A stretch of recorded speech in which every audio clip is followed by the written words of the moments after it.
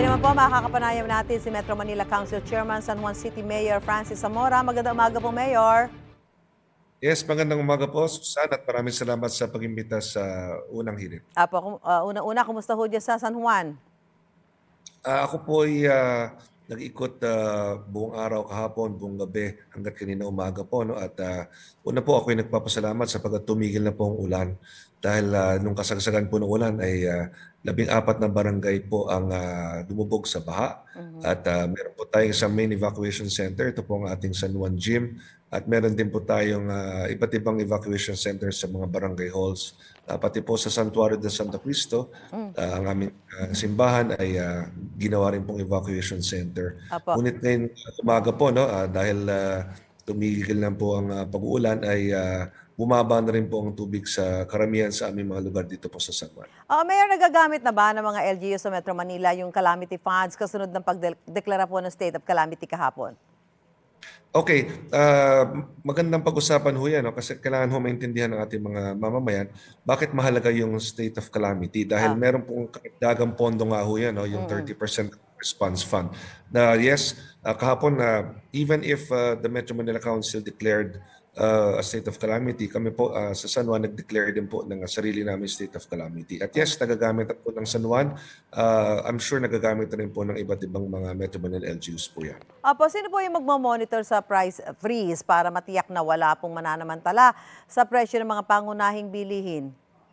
Of course, yung ating local authorities, gagawin po natin yan sa ating palengke, sa ating mga groceries, sa iba't ibang mga tindahan. So meron naman po tayong business permits and licensing office na mag-iikot upang siguraduhin nga pong masusunod ang price freeze na ito. Sa mga nakalipas na taon, Mayor, ito na ho yata yung maituturing na pinakamalalang naranasan dito sa Metro Manila. Ano ang plano ngayon ng Metro Manila Council para maibsan yung napakatinding baha na naranasan dito sa Metro Manila? Talagang grabe at hindi ho karamihan sa mga nakausap natin sabi hindi nila ine-expect yung ganung tindi ng pagbaha, Mayor.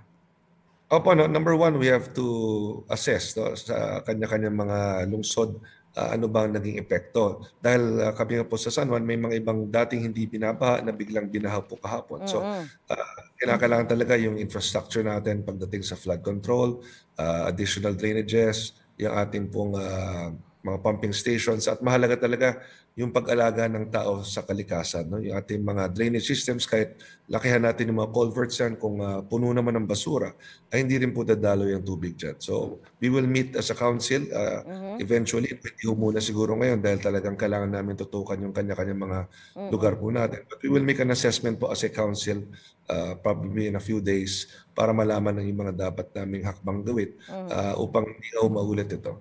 Sa datos po niyo, Mayor, ilan ho yung mga nailikas na pamilya at ilan po yung kabuuan bilang at sa ngayon ho ba, sapat ba ang naibibigay na tulong doon sa mga nagsilika sa mga evacuation center? Okay, mahigit 2,500 mga San Juanenyo po ang nilikas na natin sa mga evacuation centers at tuloy-tuloy naman po ang pag-alaga natin sa kanila.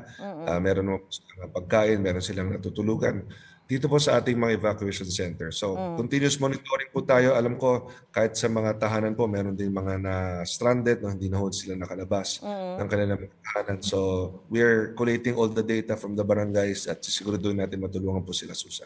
So, kayo ba may mga kailangan kayo assistance from national government para ho maiparating sa kanila?